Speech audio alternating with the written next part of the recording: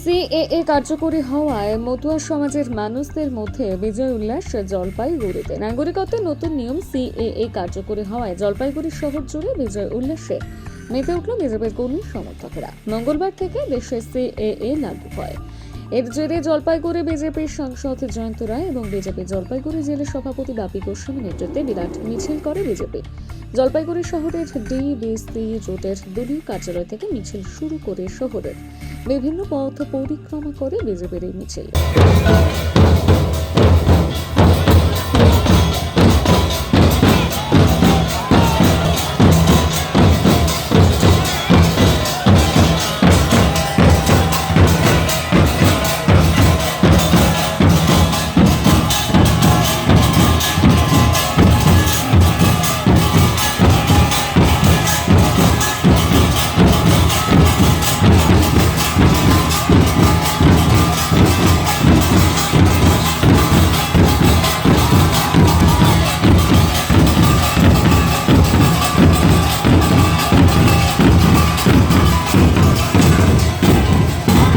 মিছিলে এসে জলপাইগুড়ি বিজেপির সাংসদ জয়ন্ত রায় কি বললেন শুনুন।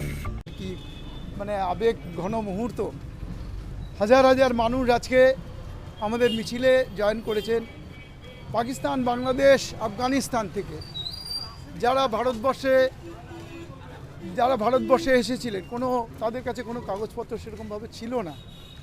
এই সমস্ত মানুষ যারা অত্যাচারিত, নিপীড়িত হয়ে ভারতবর্ষে এসছেন, তাদেরকে যে নাগরিকত্ব দেওয়ার কাজটা আজকে সম্পূর্ণ হলো।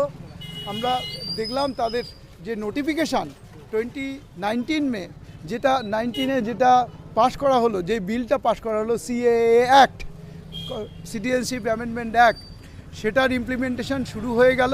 তার মানে এই সমস্ত নিপীড়িত মানুষ, সে হিন্দু হোক, খ্রিস্টান হোক, শিখ হোক, বৌদ্ধিস্ট হোক, জৈন হোক, এরকম ছ জনগোষ্ঠীর মানুষ যারা সেখানে মাইনরিটি অর্থাৎ সংখ্যালঘু, তারা আজকে এখানে কিন্তু ভারতবর্ষের নাগরিকত্ব তারা পেয়ে গেল 2014 31শে ডিসেম্বর পর্যন্ত যারা এসেছিলেন। এই একটা বড় সংখ্যক মানুষ সেখান থেকে এসছেন। তারা এতদিন তাদের একটা অসহায় বোধ মনে হচ্ছিল যে আমরা কি পার্মানেন্ট নাগরিক হব না, কতদিনে আমরা নাগরিকত্ব পাবো, আমাদের কাগজপত্র সমস্ত কিছু, যারা ধন সম্পত্তি ইত্যাদি আছে সেগুলো কিভাবে আমাদের কাগজপত্র ঠিক হবে, সেটা সম্বন্ধে তারা চিন্তিত ছিল। আজকে এই নাগরিকত্ব আইন সংশোধনের মাধ্যমে এবং আইন প্রণয়নের মাধ্যমে তারা কিন্তু এই ফেসিলিটিটা পাবে। অন্যান্য যারা নাগরিক ভারতবর্ষের, সেই সমস্ত নাগরিকের একই রকম সুযোগ সুবিধা তারা ভোগ করবে।